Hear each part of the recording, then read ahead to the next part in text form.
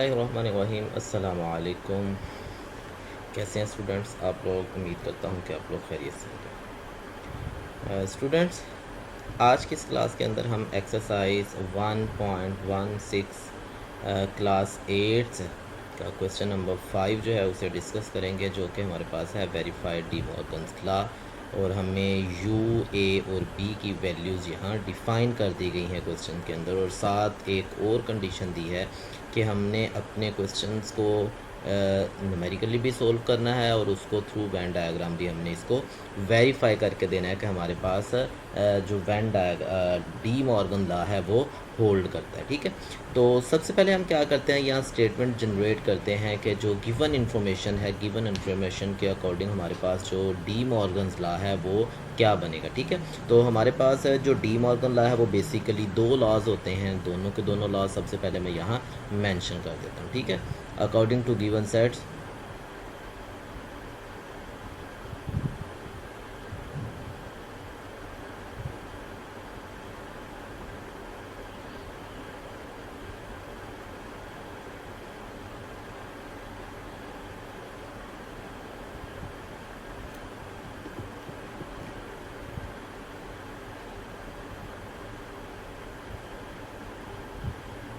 D Morgan's law.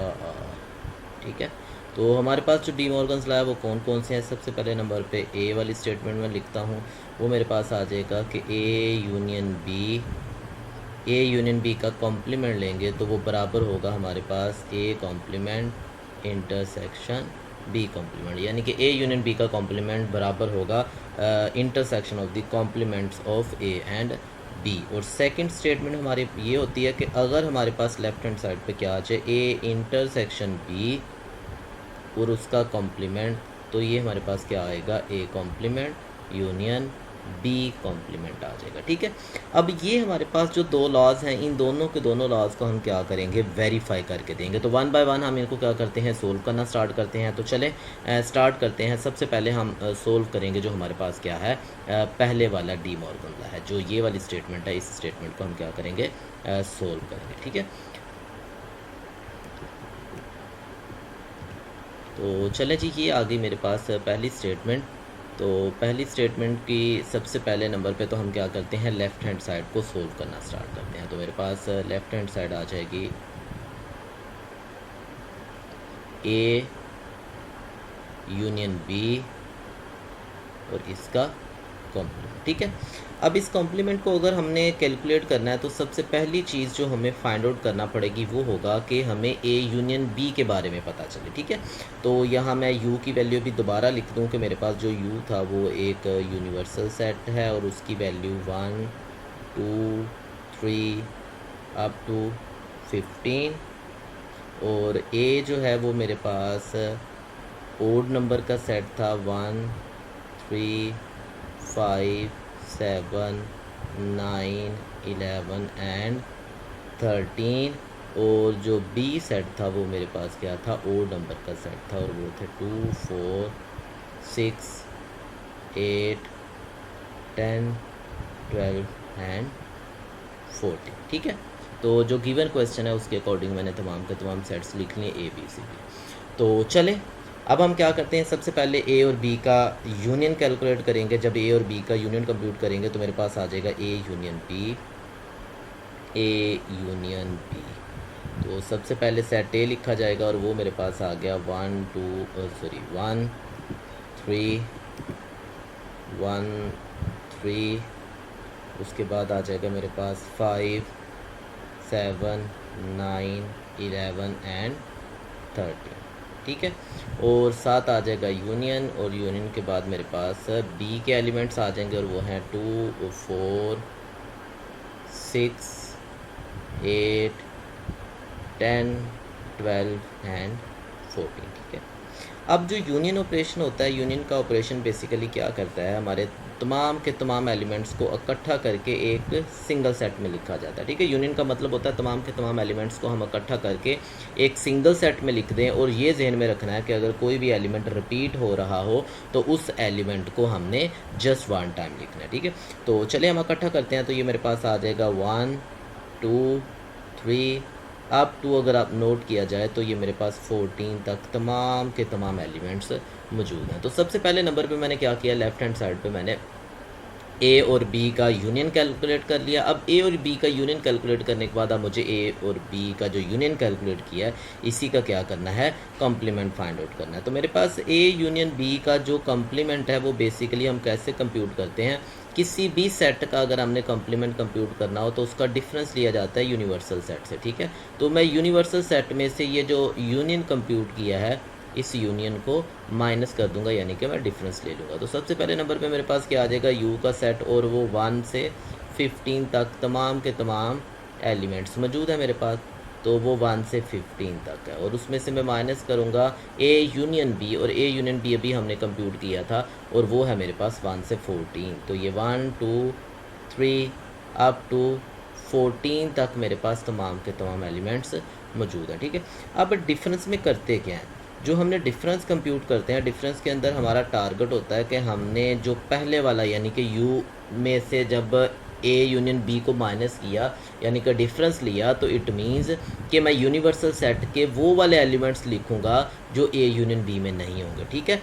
अब देखो universal set के अंदर 1 आ रहा है तो ये A difference B A union B के अंदर भी वो वाला एलिमेंट आ रहा है तो वो नहीं लिखा जाएगा। इसी तरह 2 भी मौजूद है, वो भी नहीं लिखा जाएगा, 3 भी नहीं लिखा जाएगा, सो ऑन 14 तक तमाम के तमाम एलिमेंट्स क्या यू के सेम है। तो यू के अंदर एक एलिमेंट ऐसा मौजूद है जो कि 15 है, जो हमारा ए यूनियन बी में मौजूद नहीं है।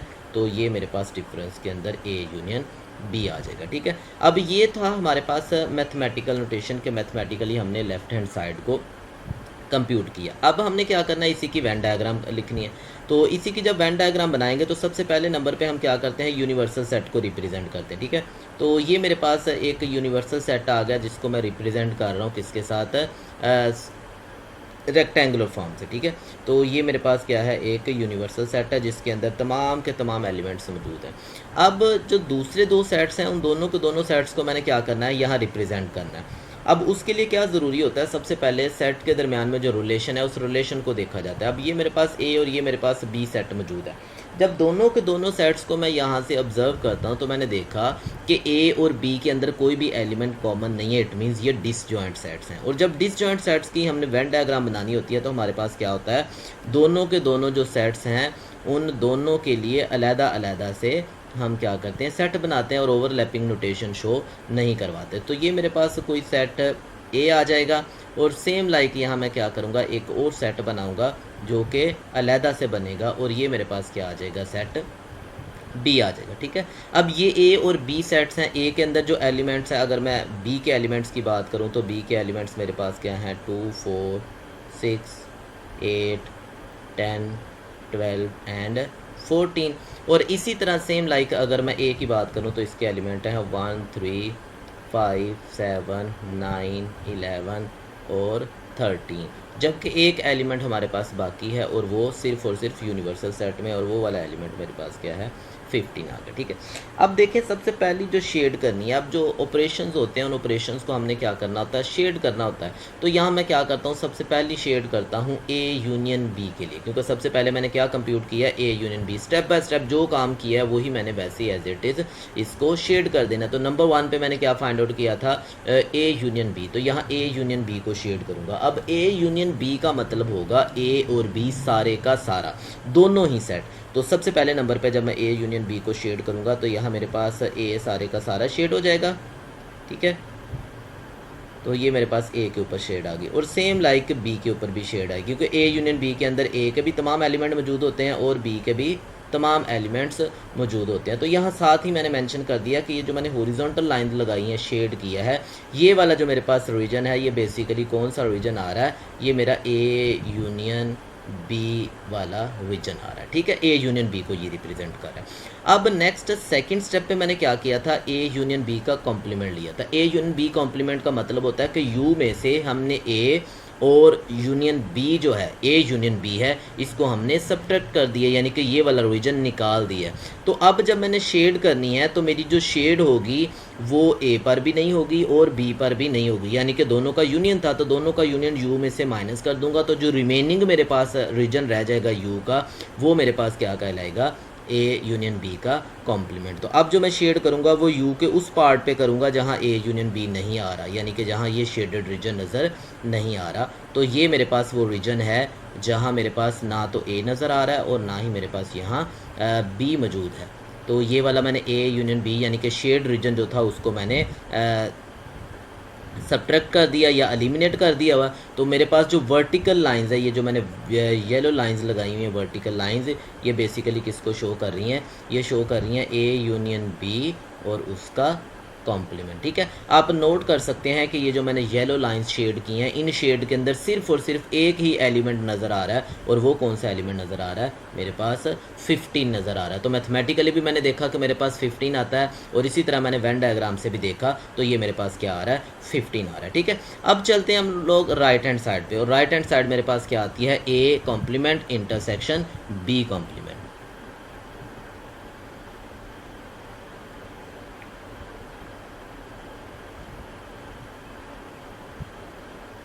तो राइट हैंड साइड आ गई मेरे पास,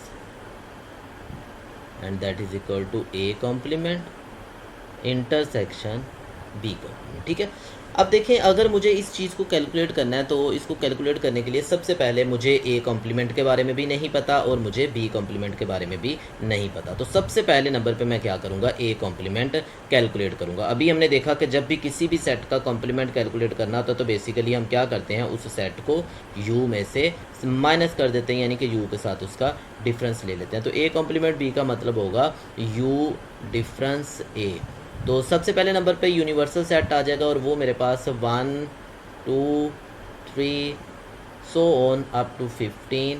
तो उसमें 15 तक एलिमेंट्स हैं, और उसमें से डिफरेंस लेना है हमने ए का, और ए के अंदर हमारे पास क्या थे? ओड नंबर थे, 1 3 5 7 9 11 एंड 13। ठीक है, तो अब जब हम इन एलिमेंट्स को सब्ट्रैक्ट कर देते हैं किसमें से? यू में से, तो देखिए मेरा 1 जो होगा वो सब्ट्रैक्ट हो जाएगा, बाकी यू का क्या बचेगा? 2 बच जाएगा। इसी तरह 3 जो होगा वो भी एलिमिनेट हो जाएगा, तो मेरे पास क्या बच जाएगा? 4 बच जाएगा। इसी तरह 5 नहीं आएगा, 6 आ जाएगा, 7 नहीं आएगा, 8 आ जाएगा, उसके बाद 9 नहीं आएगा 10 आ जाएगा, 11 नहीं आएगा, उसके बाद मेरे पास 12 आ जाएगा, 13 नहीं आएगा, 14 आ जाएगा, और 15 भी आ जाएगा, क्योंकि बी के अंदर 15 नहीं है। तो मैंने क्या किया? यू के वो रिमेनिंग एलिमेंट्स लिख दिए जो बी के साथ कॉमन नहीं थे। ठीक है, सॉरी, जो एक साथ कॉमन नहीं थे। अब हम क्या करते हैं? बी का कॉम्प्लीमेंट भी कैलकुलेट करते हैं। तो बी का कॉम्प्लीमेंट मेरे पास क्या आ जाएगा? बी को भी यू में से हम क्या कर देते हैं? डिफरेंस ले लेते हैं बी का यू के साथ। तो सबसे पहले नंबर पे मेरे पास यू के एलिमेंट है, वो मेरे पास आ गया 1 2 3 अप टू 15, और बी के एलिमेंट्स क्या थे? वो मेरे पास इवन नंबर थे, तो वो मेरे पास आ गया 2 4 6 8 10 12 और 14। ठीक है, अब सेम मैं यहाँ अगेन क्या करूँगा? यहाँ इन दोनों को माइनस कर लूँगा, तो मेरे पास क्या आ जाएंगे? यू के रिमेनिंग एलिमेंट्स। तो यहाँ मेरे पास जितने भी इवन नंबर्स होंगे वो नहीं आएंगे, सिर्फ और सिर्फ ओड नंबर्स आ जाएंगे। तो मेरे पास आ जाएगा 1 3, उसके बाद 5 7 9 5 7 9, उसके बाद मेरे पास आ गया 11 13 और 15 आ जाएगा। ठीक है, अब मैंने क्या किया? ए का कॉम्प्लीमेंट भी कंप्यूट कर लिया, और मेरे पास क्या आ गया? बी का कॉम्प्लीमेंट भी आ गया। अब मुझे क्या चाहिए था? मेरी राइट हैंड साइड थी दोनों कॉम्प्लीमेंट्स का इंटरसेक्शन। तो यहाँ मैं क्या करूँगा? ए कॉम्प्लीमेंट और इंटरसेक्शन क्या आ जाएगा मेरे पास? B complement. तो यहाँ मैं लिखूँगा ए, सबसे पहले ए कॉम्प्लीमेंट का एलिमेंट्स लिख दूँगा, वो मेरे पास आ जाएंगे 2 4 6 8 10 12 14 एंड 15। तो ये मेरे पास ए कॉम्प्लीमेंट आ गया। इंटरसेक्शन बी कॉम्प्लीमेंट के एलिमेंट लिखूँगा, तो बी कॉम्प्लीमेंट मेरे पास क्या आ जाएगा? बी के अभी हमने निकाला था, वो आ जाएगा 1 3 5 7 9, उसके बाद 11 आ गया, उसके बाद 13 एंड 15। ठीक है, तो ये एलिमेंट्स आ गए। अब इंटरसेक्शन ले रहे हैं हम लोग, तो इंटरसेक्शन का मतलब होता है दोनों के अंदर जो कॉमन एलिमेंट्स होंगे। तो देखें, पहले वाला सारे के सारे मेरे पास क्या है?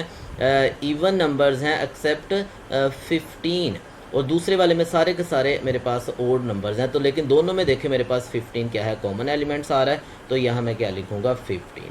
अब मैथमेटिकली हमने देखा कि जो लेफ़्ट हैंड साइड में हमने डायग्राम बनाई थी और जो लेफ्ट हैंड साइड को जब हम मैथमेटिकली सोल्व किया तो वहाँ मेरे पास आंसर क्या आया था 15। अब राइट हैंड साइड को सोल्व किया तो उसका आंसर भी क्या आ रहा है 15। तो इसका मतलब कि left hand side is equal to right hand side mathematically. अब हम आते हैं ज़रा वेन डायग्राम पे।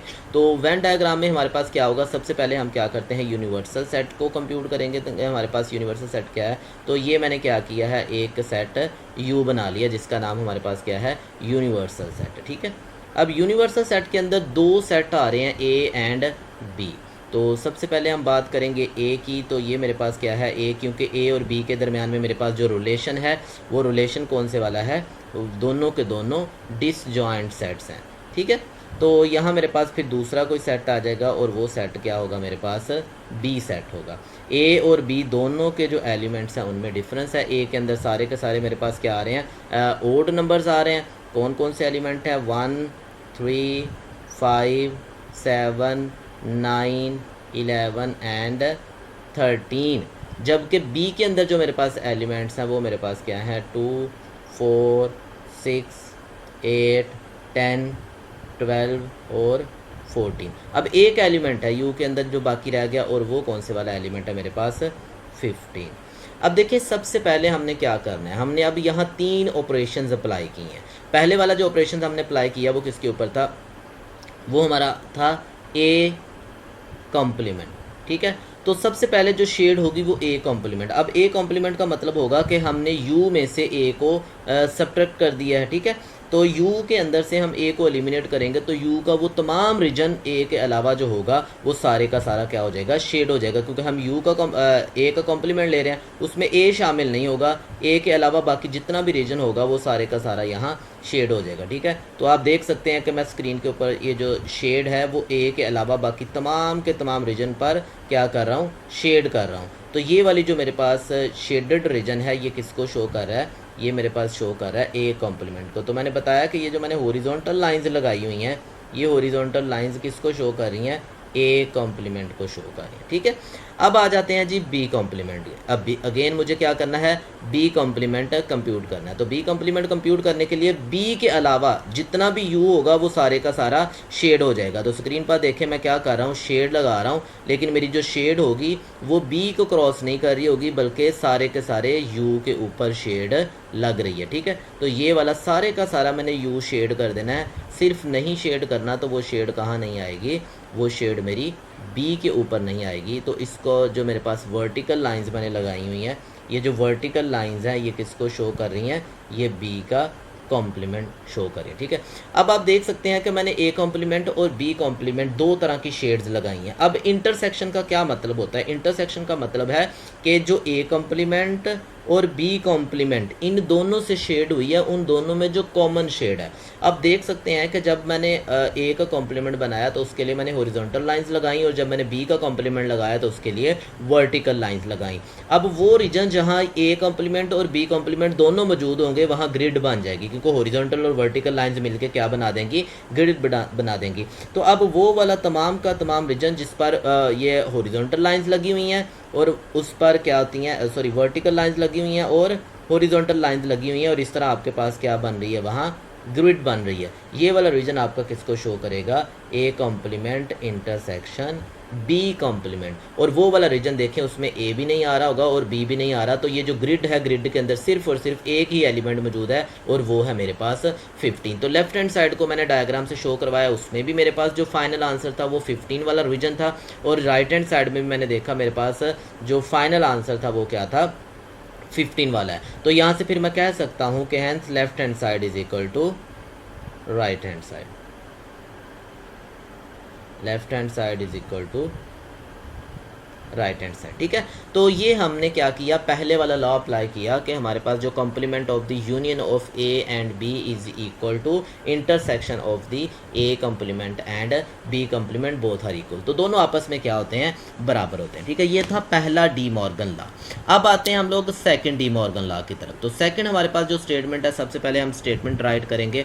तो ए और बी जो है उसमें अभी तक कोई फ़र्क नहीं आया, जबकि हमारे पास सिर्फ और सिर्फ डी मॉर्गन लॉ की स्टेटमेंट में चेंज आया। ए अभी भी वही होगा, बी वही होगा और यूनिवर्सल सेट भी वही होगा। तो पहले हमने यूनियन वाला किया, तो अब हम आते हैं ए इंटरसेक्शन बी और ए इंटरसेक्शन बी का कॉम्प्लीमेंट, और ये किसके बराबर होगा, A complement union B complement. ठीक है, ए कॉम्प्लीमेंट और बी कॉम्प्लीमेंट का हमने क्या ले लेना है, यूनियन ले लेना है। तो चलें सबसे पहले हम क्या करते हैं, लेफ्ट हैंड साइड को सोल्व करते हैं। तो लेफ्ट हैंड साइड जो है हमारे पास वो बराबर है ए इंटरसेक्शन बी फिर उसका कॉम्प्लीमेंट। अब सबसे पहले अगर आप नोट करें, जो मेरे पास ए इंटरसेक्शन बी है, सबसे पहले तो मुझे इसके बारे में नहीं पता, तो मैं क्या करूँगा, ए इंटरसेक्शन बी को कैलकुलेट कर लूँगा। तो मेरे पास आ गया ए इंटरसेक्शन बी। तो ए के एलिमेंट्स मेरे पास यहाँ सबसे पहले इवन नंबर्स आ जाएंगे, वो मेरे पास था 1 3 5 7 9 11 एंड 13। इंटरसेक्शन और बी के मेरे पास जो एलिमेंट्स थे वो इवन नंबर्स हैं, और वो आ जाएंगे 2 4 6 8 10 12 14। ठीक है, ए के एलिमेंट्स मेरे पास ओड नंबर्स हैं, जबकि बी के एलिमेंट जो है वो मेरे पास इवन नंबर्स हैं। तो दोनों में देखें कोई भी एलिमेंट कॉमन नहीं है, तो मेरे पास जो ए इंटरसेक्शन बी है ये मेरे पास क्या आ जाएगा, एक एम्प्टी सेट आ जाएगा। अब मुझे क्या करना है, नेक्स्ट इसी का कॉम्प्लीमेंट कैलकुलेट करना है। तो जब मैं कॉम्प्लीमेंट कैलकुलेट करूँगा तो मेरे पास आ जाएगा ए इंटरसेक्शन बी, इसका कॉम्प्लीमेंट इज इक्वल टू क्या आ जाएगा, U minus A intersection B का कॉम्प्लीमेंट। ठीक है, तो ए इंटरसेक्शन बी का कॉम्प्लीमेंट किसके बराबर आ गया, U minus A intersection B. तो सबसे पहले नंबर पे क्या लिखूंगा मैं, यू का सेट लिखूंगा। यूनिवर्सल सेट के अंदर मेरे पास 1 से 15 तक तमाम एलिमेंट्स हैं, तो मेरे पास आ गया 1 से 15 तक मेरे पास ये नंबर्स आ गए, और इसमें मैं माइनस करूँगा ए इंटरसेक्शन बी जो कि एम्प्टी सेट है। जब कोई भी एलिमेंट कॉमन नहीं है यू के साथ, तो इसका मतलब यूनिवर्सल सेट जो होगा वो सारे का सारा एज इट मेरा आंसर के अंदर मौजूद हो जाएगा। तो ये आ जाएगा 1 2 3 और अप टू मेरे पास ये क्या आ गए, 15 आ गया। ठीक है, अब आ जाएं ज़रा इसकी वेन डायग्राम पे। तो वेन डायग्राम में सबसे पहले मैं क्या करूँगा, यूनिवर्सल सेट ड्रॉ करूँगा। तो मेरे पास यहाँ क्या आ गया, यूनिवर्सल सेट। तो ये मेरे पास एक यूनिवर्सल सेट है जिसका नाम हमने क्या रखना है, यू, क्योंकि यूनिवर्सल के लिए उसने बताया कि हमारे पास सेट यू मौजूद है। ठीक है, अब उसके बाद जो ए है, ए जो सेट और बी है दोनों के दोनों डिसजॉइंट है, तो दोनों की जो डायग्राम होगी वो अलग अलग बनेगी। तो ये मेरे पास क्या आ गया, सेट ए आ जाएगा, और देन मेरे पास क्या आ जाएगा, दूसरा सेट है बी जो कि बिल्कुल डिफरेंट है, उसमें कोई भी एलिमेंट कॉमन नहीं है, तो ये मेरे पास बी आ गया। बी के एलिमेंट्स मेरे क्या पास क्या है, 2 4 6 8 10 12 एंड 14, जबकि मेरे पास ए के एलिमेंट हैं 1 3 5 7 9 11 और 13, और एक एलिमेंट जो है वो यूनिवर्सल सेट के अंदर है, और वो है मेरे पास एलिमेंट 15। तो चलें सबसे पहले हमें क्या करना है, इंटरसेक्शन कंप्यूट करना है, किसका, ए और बी का। जब मैं ए और बी का इंटरसेक्शन सबसे पहले कंप्यूट करता हूँ, उसको शेड करता हूँ, तो मैं देखता हूँ मेरे पास क्या है, कोई भी एलिमेंट कॉमन नहीं है। जब कोई भी एलिमेंट दोनों में कॉमन नहीं, तो हम क्या कह देंगे, there is no shade for A intersection B. तो पहली चीज़ तो मैं ये लिखूँगा, there is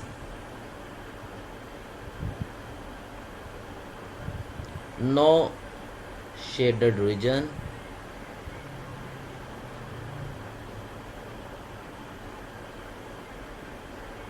for A intersection B.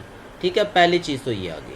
अब दूसरी चीज़ मैंने क्या करना है, यूनिवर्सल सेट में से ए इंटरसेक्शन बी जो था उसको सब्ट्रैक्ट करना। अब देखो जब कोई भी रीजन है ही नहीं तो यू में से कुछ भी सब्ट्रैक्ट नहीं हो पाएगा, सारे का सारा जो यू होगा वो हमारे पास क्या हो जाएगा, यहाँ शेड हो जाएगा। तो जब मैंने ए इंटरसेक्शन बी को शेड करना है तो उसमें सारे का सारा यू आ जाएगा, क्योंकि कोई भी रीजन ए इंटरसेक्शन बी का है ही नहीं जो उसमें से हम सब्ट्रैक्ट कर दें और बाकी यू का रिमेनिंग पार्ट लिखें, क्योंकि यू के साथ कुछ भी कॉमन नहीं है तो बाकी जो होगा वो सारे का सारा यू ही आ जाएगा। तो यहाँ मेरे पास जो शेड होगी वो सारे के सारे यू के ऊपर हो जाएगी। तो यहाँ मैं लिख रहा हूँ कि मेरे पास जो पूरे का पूरा यूनिवर्सल सेट है ये शेड हो रहा है और ये किसका आंसर आ रहा है, ए इंटरसेक्शन बी और उसका कॉम्प्लीमेंट। और उसके कॉम्प्लीमेंट के अंदर मेरे पास 1 से 115 तक तमाम के तमाम एलिमेंट्स मौजूद हैं। चलें उसके बाद आ जाते हैं हम राइट हैंड साइड पे, और राइट हैंड साइड मैंने क्या करनी है, A complement intersection union B complement. तो सबसे पहले हम क्या करेंगे, ए का कॉम्प्लीमेंट कंप्यूट करते हैं,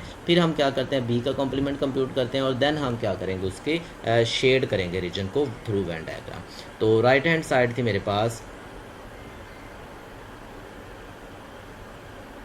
right hand side is equal to A complement union B complement. तो चले हम क्या करते हैं, ए कॉम्प्लीमेंट सबसे पहले कंप्यूट करते हैं, देन बी कॉम्प्लीमेंट कंप्यूट करेंगे और फिर उसका यूनियन कंप्यूट करते हैं। तो ए का कॉम्प्लीमेंट जो होगा वो किसके बराबर आ जाएगा, वो आ जाएगा यू माइनस ए। तो यू मेरे पास क्या है 1 2 3 सो ऑन, ये 15 तक के एलिमेंट्स हैं, इसमें से मैंने सब्ट्रैक्ट कर देना है ए को, और ए मेरे पास था ओड नंबर का सेट। तो 1 3 5, इसके बाद 7 9 11 एंड 13। तो तमाम के तमाम ओड नंबर जो होंगे वो यूनिवर्सल सेट में से सब्ट्रैक्ट हो जाएंगे एक्सेप्ट 15। तो बाकी मेरे पास बचेंगे 2 4 6 8, उसके बाद 10 12 14 और 15 आ जाएगा। इसी तरह मैं क्या करता हूँ, बी का कॉम्प्लीमेंट कंप्यूट करता हूँ तो वो आ जाएगा मेरे पास यू माइनस बी या यू डिफरेंस बी। तो सबसे पहले यूनिवर्सल सेट के एलिमेंट लिख लेता हूँ और वो मेरे पास क्या मौजूद थे 1 2 3 सो अप टू 15, और इसमें से बी सब्ट्रैक्ट करना है और वो मेरे पास थे इवन नंबर। तो ये आ जाएंगे 2 4 6 8 10 12 एंड 14। तो तमाम के तमाम इवन नंबर सब्ट्रैक्ट हो जाएंगे तो मेरे पास सिर्फ और सिर्फ ओड बचेंगे 1 3 5, उसके बाद 5 के बाद 7 9 11 13 एंड 15। ठीक है, अब मुझे क्या करना है, दोनों का यूनियन लेना है। जो ए का कॉम्प्लीमेंट कैलकुलेट किया था, जो बी का कॉम्प्लीमेंट कैलकुलेट किया था, इन दोनों का यूनियन। तो मेरे पास आ जाएगा A complement union B complement. तो यहाँ मैं क्या करूँगा, सबसे पहले ए कॉम्प्लीमेंट लिखूँगा। तो ए कॉम्प्लीमेंट के अंदर मेरे पास इवन नंबर्स आए हैं और उसके साथ एक 15 भी मौजूद है। तो ये मेरे पास आ जाएगा 2 4 6 8 10 12 14 15, और इसका आपने यूनियन ले लिया। और बी कॉम्प्लीमेंट के अंदर सारे ओड मौजूद हैं तो मेरे पास आ जाएगा 1 3 5, उसके बाद 7 9 11 13 और 15। अब क्योंकि यूनियन कैलकुलेट कर रहे हैं तो यूनियन के अंदर हम क्या किया करते हैं, तमाम के तमाम एलिमेंट्स को इकट्ठा करके एक सिंगल सेट में लिख देते हैं। तो देखिए मेरे पास एक सेट के अंदर इवन नंबर हैं, दूसरे में ओड नंबर्स हैं। जब मैं इकट्ठा करूंगा तो इवन ओड मिक्सअप होकर मेरे पास 1 to 15 तमाम एलिमेंट्स आ जाएंगे। तो मेरे पास आ गया 1 2 3 अप टू सो ऑन, तमाम के तमाम एलिमेंट्स कहाँ तक बनते हैं 15 तक। अब मुझे इसकी वेन डायग्राम बनानी है। अब देखें जब मैंने राइट हैंड साइड को सोल्व किया तो बेसिकली 3 तरह के ऑपरेशंस अप्लाई किए। सबसे पहले ए पर कम्प्लीमेंट अप्लाई किया मैंने, ठीक है, पहले नंबर पे मैंने ए पर कम्प्लीमेंट लिया, फिर मैंने बी पर कम्प्लीमेंट लिया और फिर देन मैंने उसका क्या किया है, यूनियन कंप्यूट किया। तो इसी तरह जब मैं वेन डायग्राम बनाऊंगा तो वेन डायग्राम के अंदर भी मेरे पास क्या होंगे, 3 तरह के ऑपरेशंस आएंगे, जो ए कम्प्लीमेंट अलहदा, बी कम्प्लीमेंट अलहदा, और फिर दोनों के लिए अलहदा अलहदा से मेरे पास क्या आएगी, शेड आ जाएगी। तो चलें सबसे पहले नंबर पर मेरे पास क्या आ गया, ये एक यूनिवर्सल सेट है, ठीक है। तो यूनिवर्सल सेट है, इसको यू से रिप्रेजेंट कर रहे हैं और इस यू के अंदर मेरे पास 2 सेट आ रहे हैं। एक सेट मेरे पास ए है, तो ये मेरे पास एक सेट ए आ गया। तो और दूसरा सेट मेरे पास क्या है, सेट बी है। तो जो सेट ए है और सेट बी है, दोनों में कोई भी एलिमेंट कॉमन नहीं है। जब दोनों में कोई भी एलिमेंट कॉमन नहीं है तो इट मीन दोनों की जो डायग्राम होगी वो अलग अलग से डायग्राम बनेगी, ठीक है। अब जो इनके एलिमेंट्स हैं उन एलिमेंट्स को लिख लेते हैं। इसके अंदर एलिमेंट है मेरे पास 2 4 6 8 10 12 एंड 14, जबकि मेरे पास ए के अंदर जो एलिमेंट्स हैं वो मेरे पास हैं 1 3 5 7 9 11 एंड 13, और एक एलिमेंट है जो यू के अंदर मौजूद है और वो मेरे पास क्या है, यूनिवर्सल सेट के अंदर 50। अब मुझे सबसे पहले नंबर पे क्या कंप्यूट करना है, यहाँ ए का कॉम्प्लीमेंट। तो मैं ए का कॉम्प्लीमेंट कैलकुलेट करता हूँ। ए के कॉम्प्लीमेंट का मतलब होता है यू के ए के अलावा सारे का सारा यू शेड कर देना, ठीक है। ए के अलावा मैंने क्या करना, सारे का सारा यू शेड कर देता हूँ। तो देखिए मेरे पास ए के अलावा जो सारे का सारा यू है वो बेसिकली ये वाला रीजन है। ए पे मैं शेड नहीं कर रहा, मेरी शेड जो होगी वो सारी की सारी किसके ऊपर होगी, वो यू के ऊपर होगी। तो ये मैं यूनिवर्सल सेट को कंप्यूट करने ए कॉम्प्लीमेंट को कंप्यूट करने के लिए ए के अलावा बाकी जितना भी रीजन है उस सारे के सारे रीजन को शेड करता जा रहा हूँ। तो ये मेरे पास यहाँ क्या होगा, एक ए कॉम्प्लीमेंट का रीजन होगा, ठीक है। तो यहाँ मैंने बता दिया कि ये जो मैंने हॉरिजॉन्टल लाइंस लगाई हुई हैं ये बेसिकली किसको बता रही हैं, ये ए कॉम्प्लीमेंट के बारे में बता रही हैं।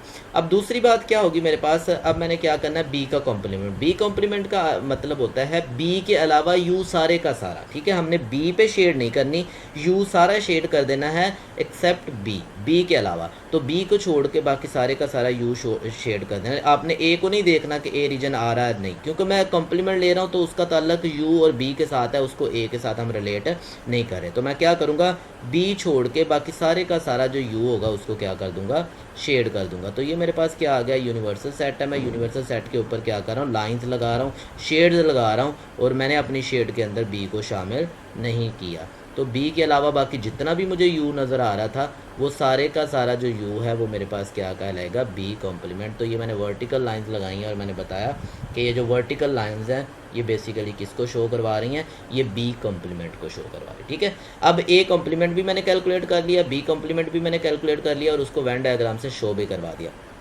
अब उससे अगला टारगेट था नंबर 3 शेड, और नंबर 3 पे था कि हमारे पास ए कॉम्प्लीमेंट और बी कॉम्प्लीमेंट जो था इन दोनों का यूनियन लेना है, उनको इकट्ठा करना। मतलब वो तमाम का तमाम रीजन जहाँ ए का कॉम्प्लीमेंट मौजूद है और जहाँ बी का कॉम्प्लीमेंट मौजूद है वो इन दोनों के यूनियन में भी आएगा। यूनियन का मतलब होगा दोनों को दोनों रीजन को इकट्ठा कर देना। अब जो मैं शेड लगाऊंगा वो मेरी शेड होगी उस तमाम रीजन पर जहाँ मेरे पास ये ग्रीन लाइन्स भी मौजूद है और जहाँ मेरे पास ये वाली ब्लू लाइन्स भी मौजूद है। ये दोनों रीजन्स पर मैं क्या करने जा रहा हूँ, शेड्स लगा रहा हूँ। उसके लिए मैं स्लैंड लाइन्स लगा रहा हूँ। तो स्लैंड लाइन्स के लिए ये टेढ़ी लाइन्स मैं शो करवा रहा हूँ, ठीक है, येलो कलर की लाइन शो करवा रहा हूँ ताकि मैं ये शो करवा पाऊँ कि ये वो रीजन है जहाँ ए भी मौजूद है और जहाँ बी का भी कॉम्प्लीमेंट मौजूद है, ए और बी दोनों के कॉम्प्लीमेंट्स मौजूद हैं। तो ये जो मैंने अपनी स्लैंड लाइंस लगाई हैं ये किसको शो करवा रही हैं, A complement union B complement. आप देख सकते हैं ये जो लाइन है ये पूरे यू के ऊपर आ गई हैं। जब पूरे यू के ऊपर आ गई हैं तो इट मीन्स ये वाले रीजन जो है, इस रीजन के अंदर 1 से 15 तक तमाम के तमाम नंबर्स मौजूद हैं।